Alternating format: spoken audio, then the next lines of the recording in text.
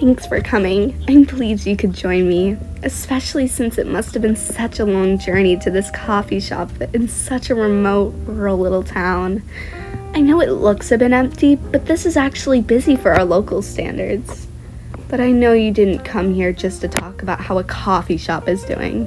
You wanted the info on the lead I mentioned to you, right? About the vampire? Now, just to make sure again, you are serious, aren't you? When I first caught wind of you, that you were some self-proclaimed vampire hunter, it was hard to take it at face value. Anyone would assume you're just some sort of role player, especially with how popular vampires are in media and whatnot. So you'll have to overlook my skepticism. Fortunately for you, I know vampires do exist. I've seen them. That's why I was able to take you seriously. Well, somewhat seriously. Thing is, vampires are very powerful, and however powerful you think they are, they're even more powerful than that. From lifting cars all the way over to their heads running quickly enough to catch up to motorcycles, to shrugging off bullets. There's a lot they can do, and I'm not so sure there's much you can do against them. So, what is it you actually intend to do? What's your plan? How are you going to stop them? Because I don't really see much of a way you can face them. You have to try anyway? You're not a very good vampire hunter, are you? Seriously, what are you going to do? Say, for instance, I was a vampire. What would you do against me? How would you stop me? Do you have some sort of magic bullet? Some sort of holy water in a gun or something? Oh, you need to get something from your bag? That's it? That little thing? A crossbow that shoots a wooden stake?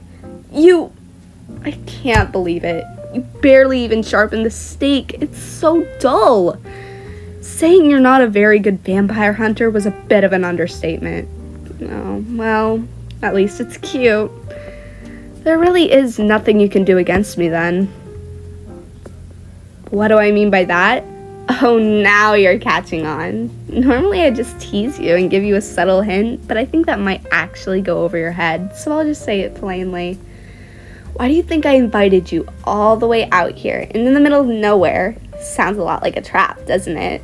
Like one a vampire would pull?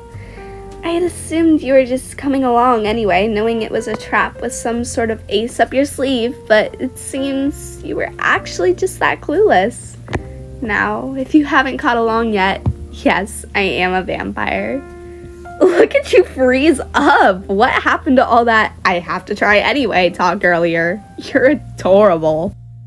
Oh, do you think I'm not going to do anything to you just because we're in public and I'm unarmed? Oh, you poor thing. You really underestimate me. Hashtag talking to the coffee shop on below line. Everyone, get out. Stand by the doors and windows.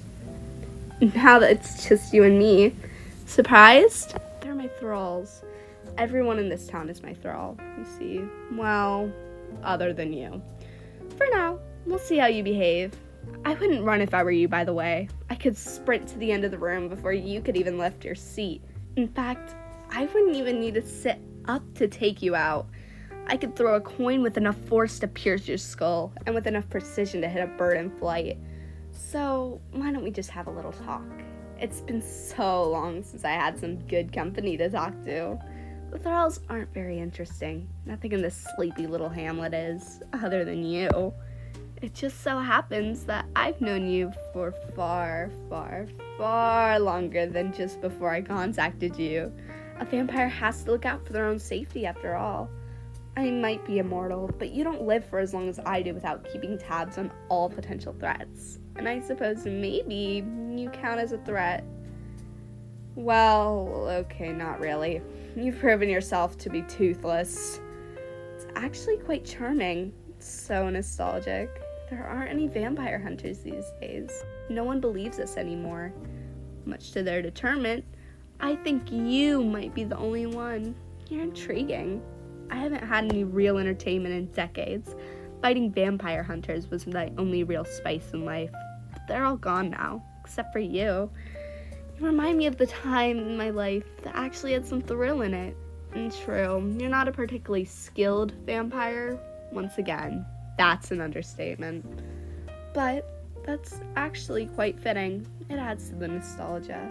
The other hunters weren't especially competent either. They kept on getting scammed by con men selling fake holy water. And it's because of that nostalgia that the highlight of my lonely nights was all about stalking you.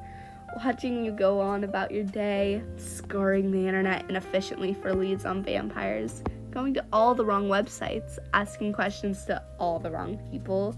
Absolutely adorable. Not that I was stalking you in a romantic way, I can assure you, just in a tactical sort of way, to keep an eye on you, to see what ways you might be able to threaten me. I promise, really. That aside, I have taken an interest in you. Bask in the honor. So, without further ado, you're mine now. Here, take my hand. We'll be going to my estate, and I'm sure even if it was next door, you'd get lost without me holding your hand. You're seriously pointing that little toy at me? You know it's not gonna do anything, right? I could shrug off getting hit by a truck.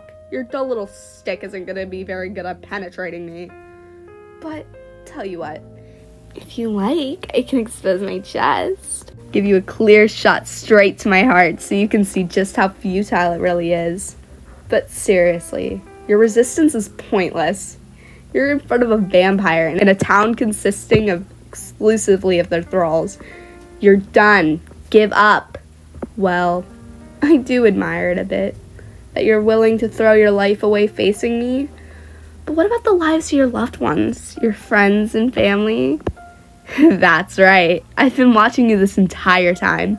I know everything about you.